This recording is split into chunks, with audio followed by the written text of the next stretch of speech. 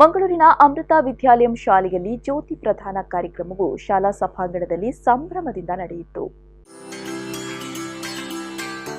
ಶಿಕ್ಷಣ ಕ್ಷೇತ್ರದಲ್ಲಿ ಈಗಾಗಲೇ ಹೆಸರು ಪಡೆದುಕೊಂಡಿರುವ ಮಂಗಳೂರಿನ ಅಮೃತ ವಿದ್ಯಾಲಯಂ ಶಾಲೆಯಲ್ಲಿ ಜ್ಯೋತಿ ಪ್ರದಾನ ಕಾರ್ಯಕ್ರಮ ಅದ್ಧೂರಿಯಾಗಿ ಜರುಗಿತು. ಅತಿಥಿಗಳಿಗೆ ವಿದ್ಯಾರ್ಥಿಗಳು ಆರತಿ ಮತ್ತು ಕುಂಕುಮ ಹಚ್ಚಿ ಸ್ವಾಗತಿಸಿದರು.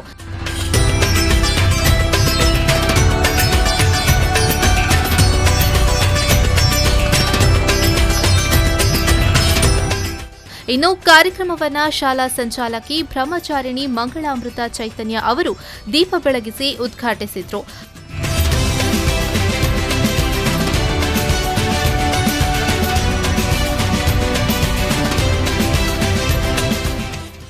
ಹತ್ತನೇ ತರಗತಿ ವಿದ್ಯಾರ್ಥಿಗಳ ಶಿಕ್ಷಕ ವೃಂದದವರೊಂದಿಗೆ ಜ್ಞಾನದ ಬೆಳಕನ್ನು ಬೆಳಗಿಸಿದರು.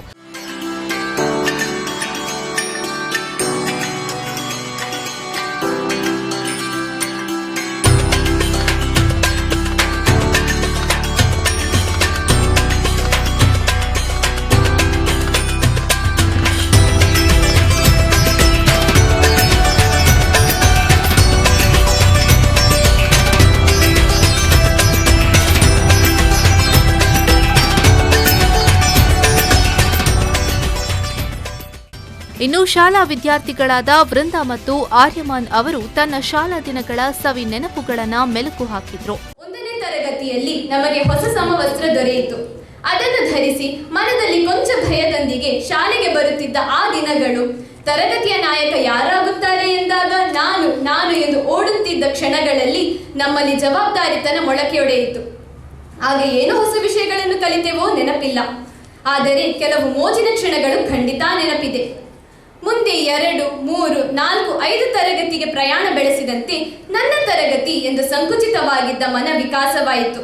The knowledge I've gained here is truly immeasurable.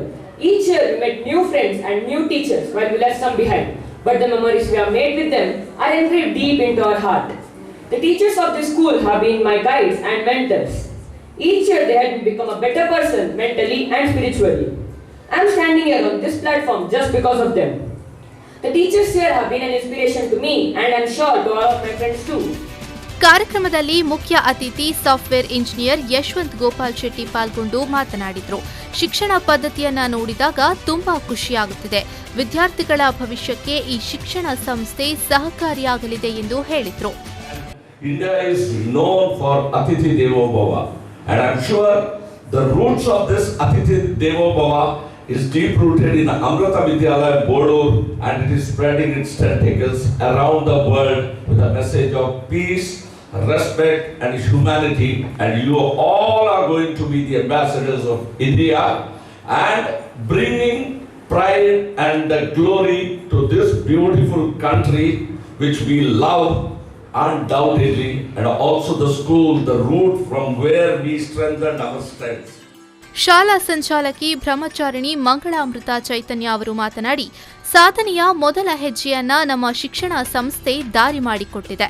ಶಿಕ್ಷಣದ ಮೂಲಕ ನಮ್ಮ ಭವಿಷ್ಯವನ್ನ ರೂಪಿಸಲು ಮತ್ತಷ್ಟು ಸಹಕಾರಿ ಆಗಲಿದೆ. ಅಮೃತ ವಿದ್ಯಾಲಯಂ ಮೌಲ್ಯಾಧಾರಿತ ಶಿಕ್ಷಣಕ್ಕೆ ಹೆಚ್ಚು ಒತ್ತು ನೀಡುತ್ತಿದೆ ಎಂದು ಅವರು ಹೇಳಿದರು.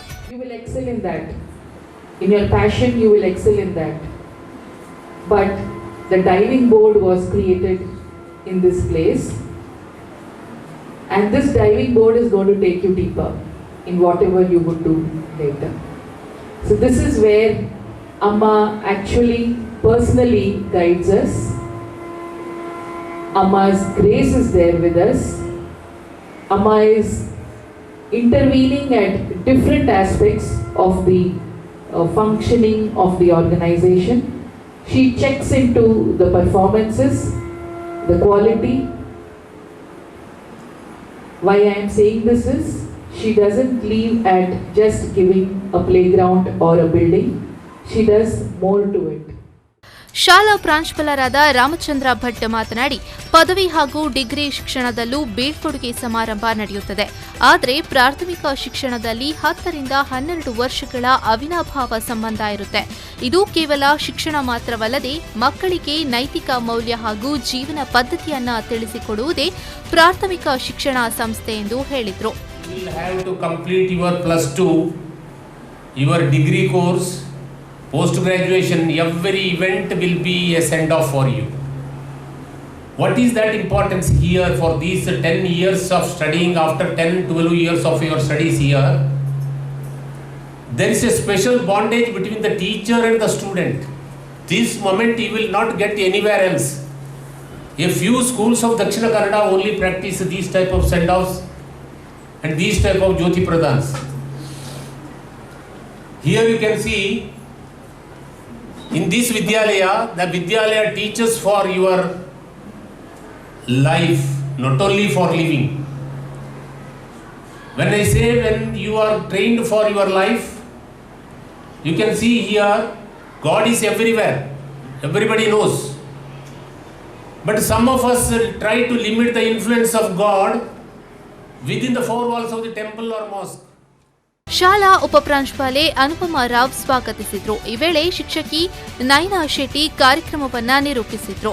ಶಾಲಾ ಶಿಕ್ಷಕರು, ಶಿಕ್ಷಕೇತರ ವೃಂದ, ಮಕ್ಕಳ ಪೋಷಕರು ಸಂದರ್ಭ ಉಪಸ್ಥಿತರಿದ್ದರು. ನಾಗೇಶ್ ಕಾವೂರು, ವಿ4 ನ್ಯೂಸ್ 24/7 ಮಂಗಳೂರು.